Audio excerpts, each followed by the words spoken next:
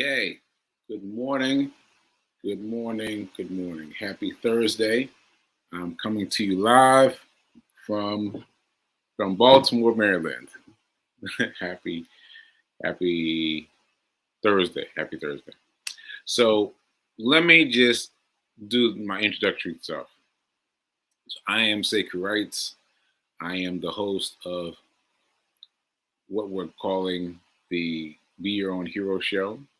And here is the acronym. It stands for Helping Everyone Reaps Optimism. In other words, helping others helps you. It's a reciprocal action. And I am here to inspire and uplift the unhoused population and other population as well. And I am interested in giving financial tips to artists like me, But if you get something out of it, hang on to it. Hang on to it. And shout out to New Thought Media Network for allowing me the space and the opportunity to live this, is because it's quite an adventure. It's quite an adventure.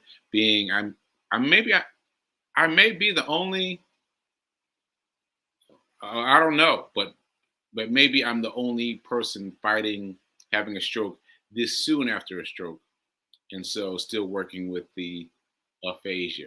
I'll define aphasia in a little bit. All right, and I think that's it. So join me here Monday through Friday, 9:45 a.m. Eastern Time. I'm currently on the Eastern Time Zone. And check me out live. You can always check out the show. If you miss it live, you can always check it out. Check it out on YouTube.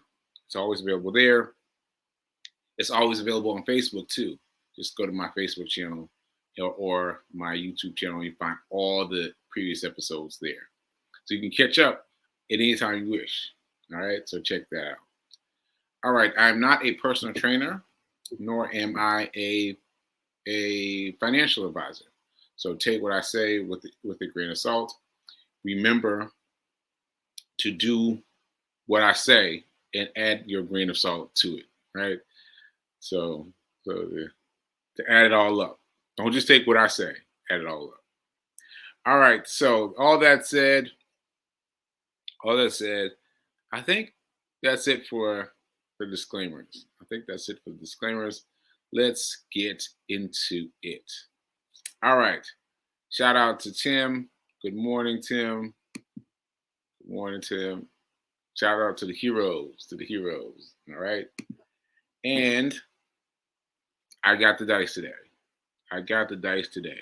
So let me think if there's anything else I want to say before I roll the dice today. No, I think I'm gonna let it all flow out. So here we go. It's been a while since we've done the dice. First time this week, but I got it together today. Here we go. $2. $2. There you go. So $2. Now, remember, just a reminder, that even if you calculate on averages, if you calculate $3 for average, you're going to end up with $780 at the end of the year. Now, this is January. This is the top of the year. You had a couple of days off because I couldn't find a dice. Well, I knew where it was, but couldn't get to it. So you've had a couple of days off. So just remember that if you do this, if you move your money into your account daily, 5 days a week, you're going to end up with around $800. $800. All right?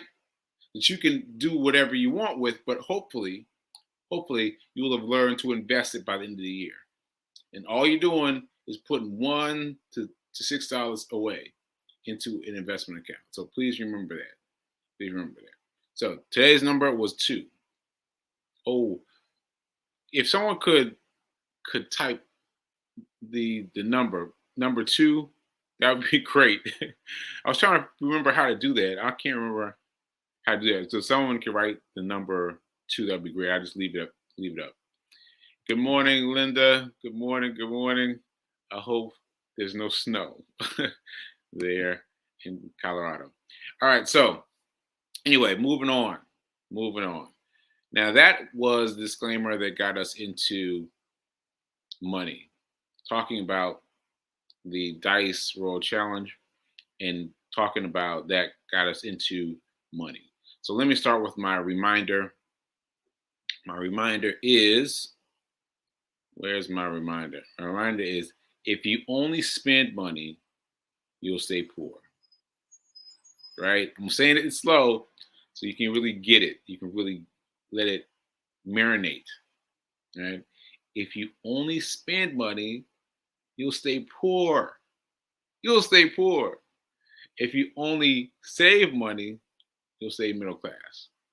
It's only those people who have learned to invest well who have learned how to become wealthy. All right. So that's an important fact that your money has to be earning money while you're sleeping. While you're sleeping, your money needs to be out there making money, making money. And I'll just reset this. That $2 that we rolled just now is enough. That $2 is enough. If you set that $2 for higher in the stock market, it can be working towards your good right now. Right now. Just quick sidebar. You can have $30, let's say $30. Small chunk. You know what? No, let's keep it $2. Let's keep it $2. $2 in your stock account on a stock that pays a dividend like the S&P 500. You will get money back to you. The dividend will send you money. Like, when have you ever had that happen? When have you ever had that happen with your savings account? Huh? They say, yeah, we're gonna give you all this extra whatever, but you never see any money. You never see any money. You put your $2 on the S&P 500, you're gonna get paid. Now it'll be a small amount because it's you're buying stock. You're buying stock. The current S&P 500 is currently, I think, $380. So you got to do the math and figure out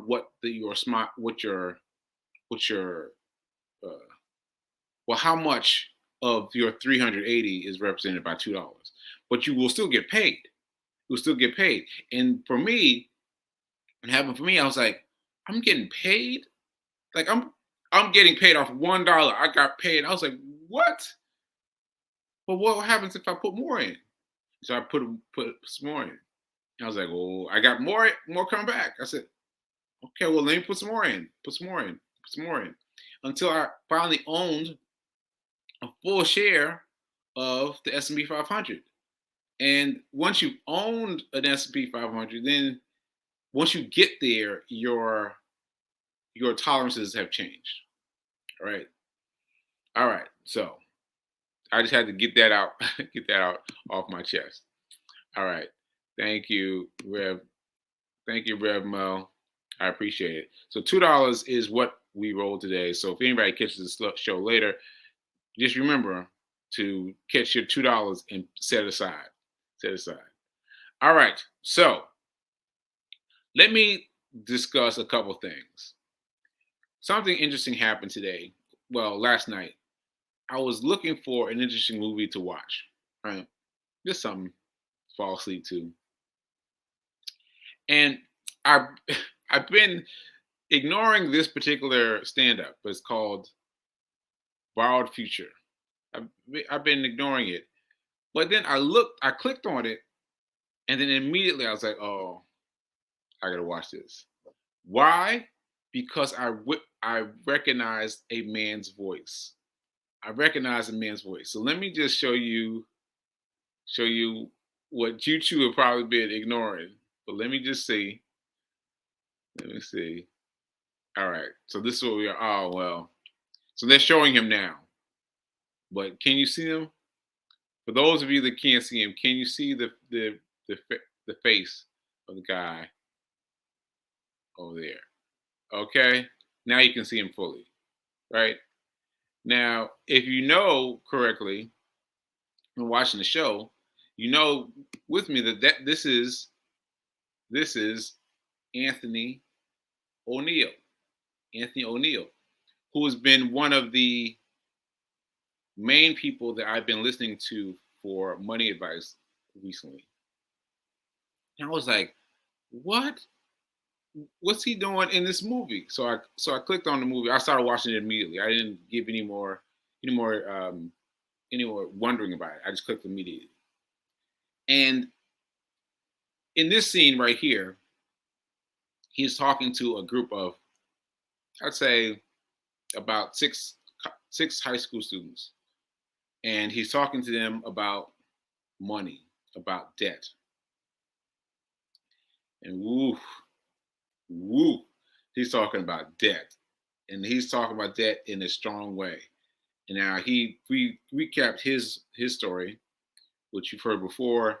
He ended up living in the backseat of his car and was $35,000 in debt. And he's talking to these high school students about the fact that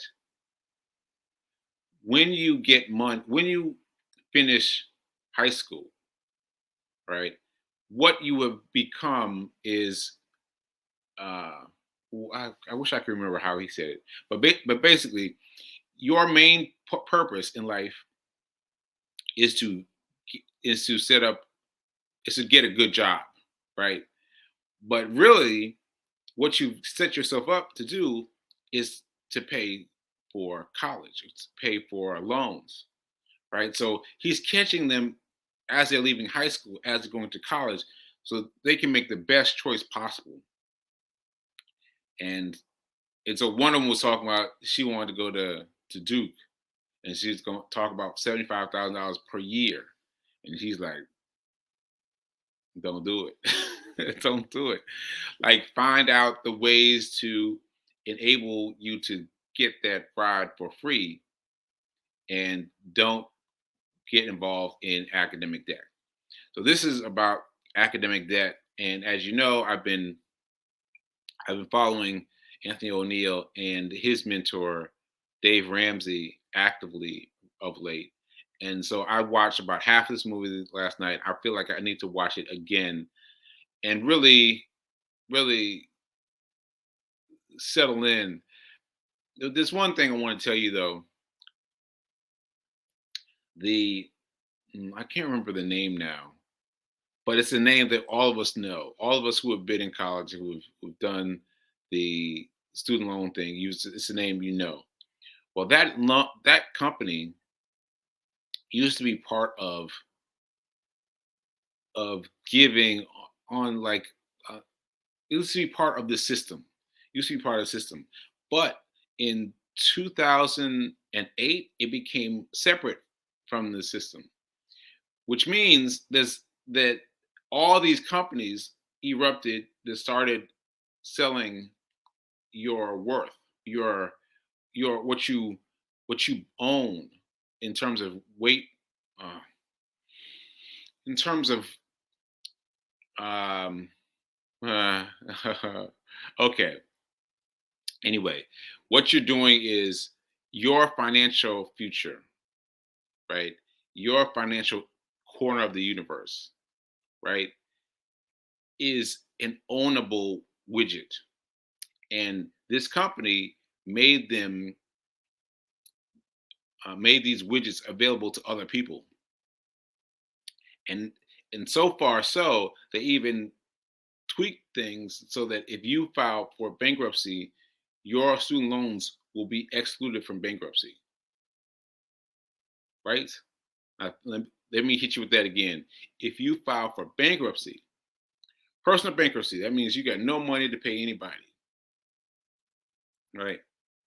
That means that you have nothing, but they're keeping your student loans intact. Intact. So you can get rid of all that other debt except your student loans. That is really scary.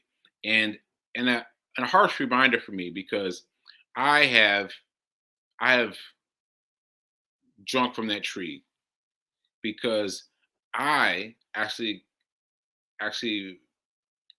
oh, it's hard for me to say. It's hard for me to say, but I have mm, I've had a bankruptcy in my life, and dealing with the dealing with all of it was challenging. But dealing with the fact that the student loans were still present was really hard. And so anyway, in this movie, they're talking about how difficult this this situation is. And so for a moment, I'm talking to those of you that have been caught up by student loan debt. So I'd like to know if you if you are if you have been caught by student loan debt. I need to know. So just drop a one in the sidebar in the chat and let me know because I want to know how far I need to go in terms of talking about student loan debt because I'm telling you I can go far. I can go deep with that. And so anyway, I watched half the movie. I'm going to watch it again and I have more to say about it. But what he said already, just already, has really shocked me. It really shocked me. Okay, so enough of that. Let me talk about the the baby step millionaires. So because what happened was I was watching again this morning. I'm telling you, I'm really caught up in this film. I was watching it again this morning, and that made me look to Dave Ramsey, Dennis Ramsey, his books. And so I went to Baby Step Millionaires, and there's a couple of things that made me remark upon. So the first is this overall feeling. This overall feeling. This is from Hebrews 12. It says that no discipline seems pleasant at the time, but it yields a harvest of righteousness. Right? That means that if you live now like no one else can, later you can live and give like no one else. I'm going to read it again.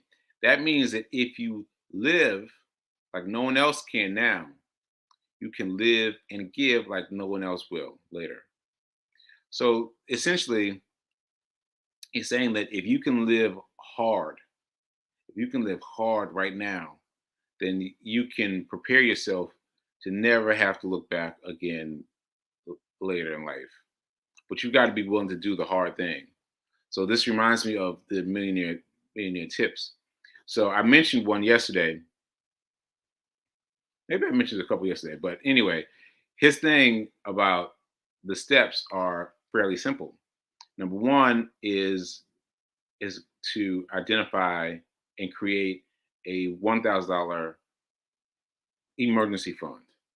Like have that emergency fund stocked away, squared away in your bank account, just ready for access whenever you need it, whenever you need it, whenever you need it, right?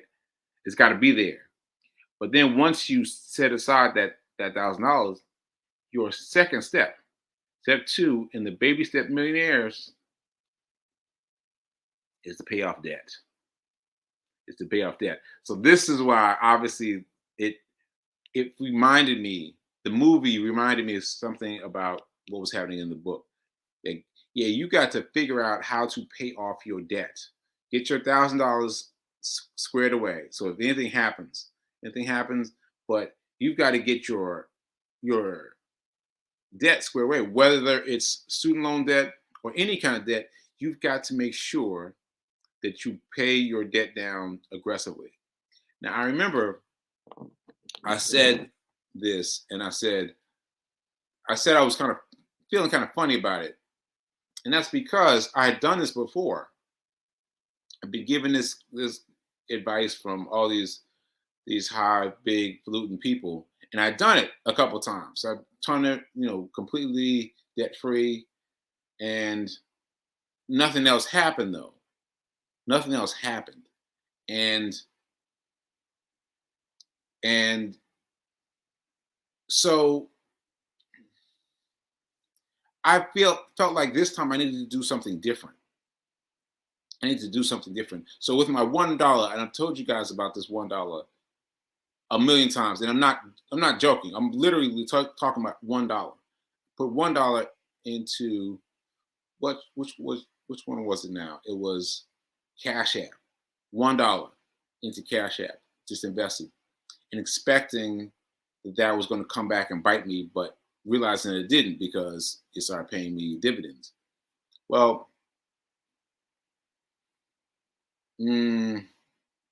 oh man. See, you know what happened? What happened was I saw Linda's comment come in, and I got distracted by what she said because this is real. This is real. So this is what she said. She said she had no college in debt, but I'm a retiree, and her daughter has over $130,000. Over $130, about $30,000.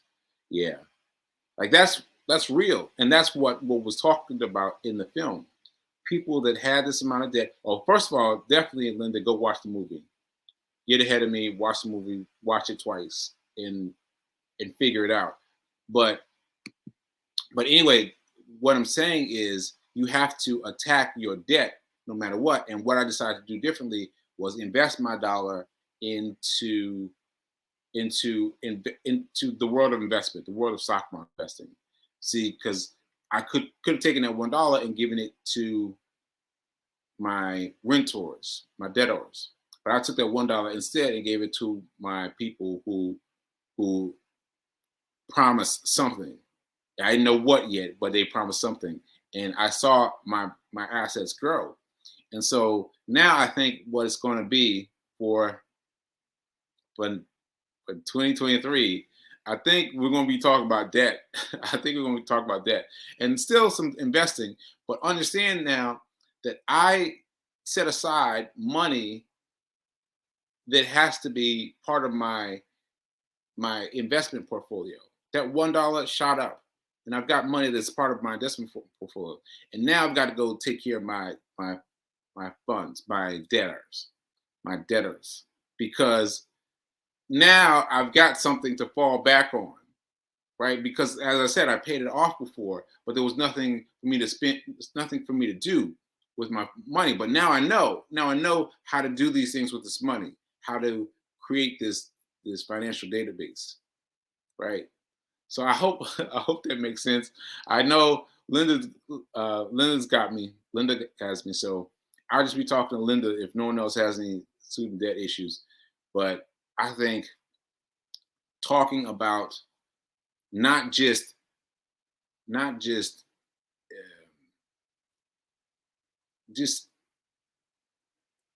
investment, not just investment, but also how to get rid of the debt that confounds all of us in all these different ways will be helpful. So hopefully they will. All right, so enough about that. It's time for Seku's Hero News. Couple things. So I checked out Rev Mel's invitational yesterday. Which flyer was it? I think it was this one. No, that's not it. Oh, wait a minute. One more chance. Yeah, so this was Wednesday Wisdom, Special Hour of Power.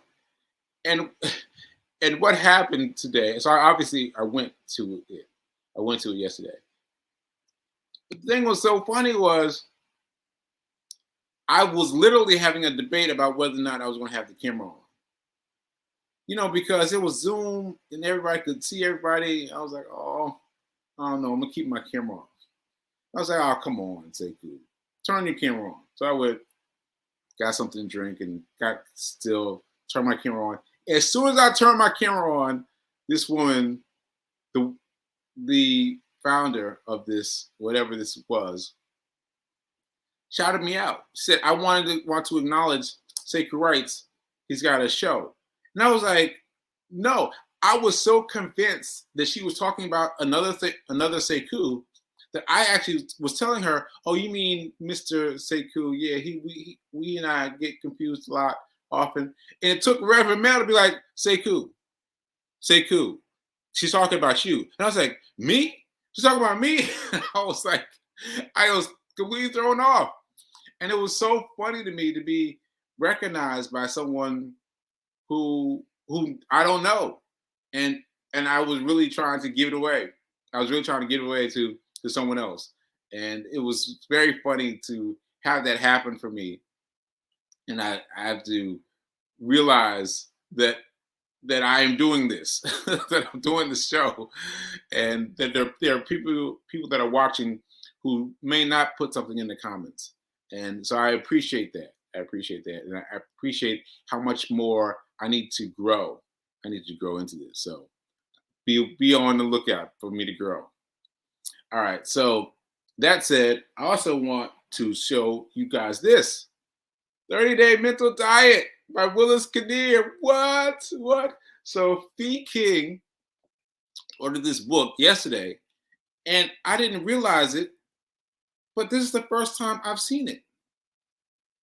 Why? Because I keep all my books on here, on my phone, right? So I don't know what it looks like. I don't know all the stops and all the breaks and all the things that are so eloquent within the book itself. So I'm grateful that I've got a chance to check out the book itself. And I may have to actually get the actual book. I may have to actually get it because it's got some really good things here. It's got some space for notes. Speaking of notes, that leads me into my final thing. Well, let me read my quote. Let me read my quote because the quote is serious. Where's my quote? Where's my quote? Pain is inevitable. Suffering is optional.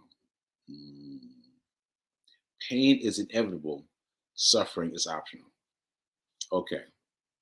So yesterday, with the thing I just told you about, the wonderful Wednesdays, something Wednesdays I was doing with Reverend Mel. I found myself using. Well, okay, I'll just spill it. So taking notes is hard for me. Taking notes is very hard for me because I'm right-handed, and so writing with my right hand is hard, and has been hard, and I'm getting better. And also typing notes on the computer has also been challenging. And so because they're so hard, I have reduced my energy to very short points. And those very short points have made my note taking like that. Whereas everyone else in my group had a lot to say, I had a very small amount to say, because working with small writing has forced me to keep my strokes very minimal. Okay, so I see I'm already out of time, and I want to talk more about that, but maybe I will talk about that tomorrow. Thanks to Reverend Mel for for getting me to recognize that they were talking about me yesterday. I still can't believe that.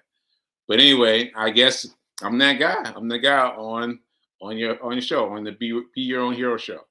So keep being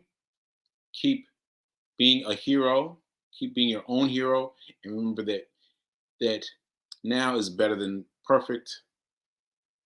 Now is better than perfect. Yes, now is better than perfect, and live in that. Live in that.